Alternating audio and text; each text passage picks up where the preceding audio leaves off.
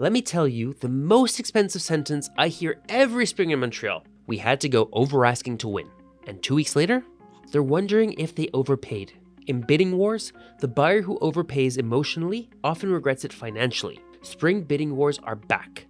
But winning doesn't mean throwing money at the problem. If you're buying in Montreal right now, I'm going to show you how to win without overpaying out of emotion. I'm Aguinaga, real estate broker and investor here in Montreal. I've been through multiple spring cycles, hot ones, balanced ones, unpredictable ones, and I can tell you this clearly. Winning in competition is not about being reckless, it's about being structured. Let's talk about how you actually win in Montreal's market strategically.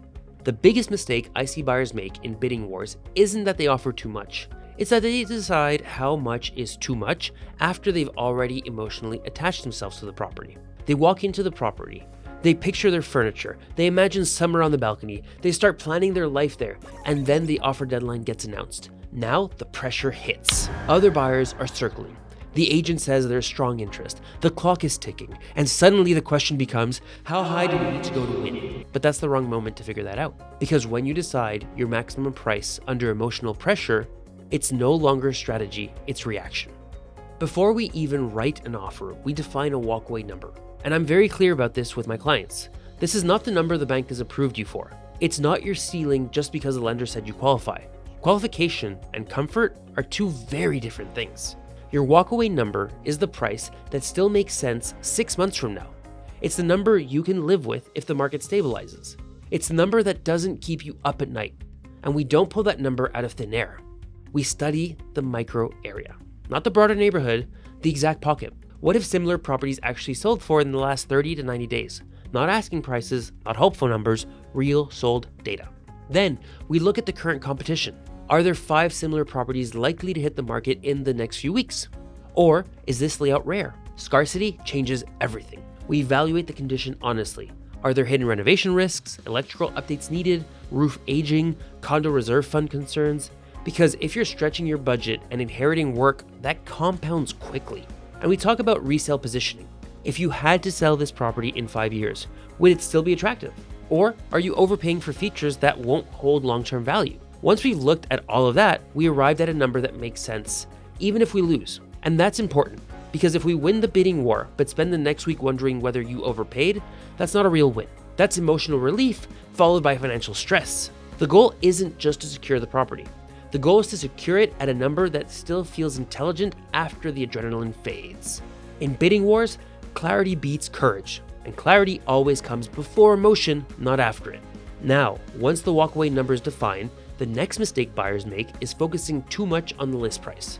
In Montreal, especially in spring, the list price is often a positioning tool, not an evaluation. Some properties are priced slightly under market to attract traffic and trigger multiple offers. Others are priced right at value. And some are overpriced, hoping someone emotional will stretch. If you treat every list price the same, you'll misread the situation. So before we talk about how much to offer, we read the room. How fast did showing slots fill up? Was an offer deadline announced immediately? Is the listing agent transparent about multiple offers or vague? Are there a lot of second visits happening? You can feel the difference between real competition and manufactured urgency. If 12 serious buyers toured in 2 days and there's a firm offer date, you're in a competitive environment. The strategy shifts. We prepare for structure and strength. But if traffic is moderate and there's no deadline, that's not a bidding war. That's negotiation. And overpaying in a negotiation scenario is a self-inflicted mistake. Context always dictates strategy. Now let's talk about something buyers underestimate in bidding wars. Terms. Most people assume the highest price always wins. That's not how it works. Sellers want certainty. They want to know the deal won't fall apart over financing delays, inspection surprises, or paperwork issues. If your file is fully reviewed by your lender, not just pre-qualified, that carries weight. If your broker is responsive and reachable, that builds confidence. If your deposit is meaningful and ready to be transferred immediately, that signals seriousness. Short, realistic timelines matter. Not aggressive timelines you can't meet, realistic ones that show organization. Sometimes I've seen buyers win with slightly lower offers because their file was clean, structured, and predictable. In competitive markets, safe often beats highest. And that's important, because this is where people start making dangerous decisions. When buyers feel pressure, they're tempted to remove protections to look stronger. Waive inspection, shorten financing below what's realistic, take risks they wouldn't normally take. I'm very clear about this. Winning at the cost of protection is not strategy, it's gambling. Instead of removing conditions blindly, we strengthen the file before the offer goes in. Financing reviewed in advance, inspector ready to move within days, condo documents reviewed early when possible, deposit logistics planned. Preparation allows you to compete without compromising intelligence. And then comes the hardest part, the silence. You submit your offer, deadline passes, hours go by, the seller's reviewing, maybe there are counters, maybe there aren't. That silence creates anxiety. That's when buyers want to increase their number, just in case. But you don't let silence move your price. You let data move your price. If comparable sales justify pushing slightly beyond asking, we do it with intention. If they don't, we hold. Because here's the truth about bidding wars in Montreal. Not every property deserves a premium. Some homes are rare, unique layouts, exceptional location, limited future supply. That's where pushing strategically makes sense. Other homes, there will be 3 similar homes hitting the market in the next 60 days. Part of winning without overpaying is knowing the difference between rare and replaceable, and that's experience. So, when people ask me, how do we win in a bidding war? My answer is always the same. You win before the offer is written. You win by defining your walkaway number early. You win by understanding the context of the listing.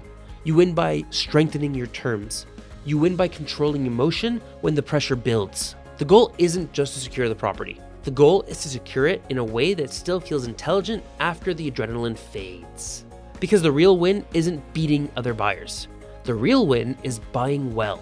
If you're entering spring competition in Montreal and you want a clear, structured plan, not guesswork, book a 15-minute buyer strategy call with me. We'll define your walkaway number, position your offer properly, and make sure you compete smart. I'm Aguinaga, your Montreal real estate expert. Book a call with me and we will win the right way.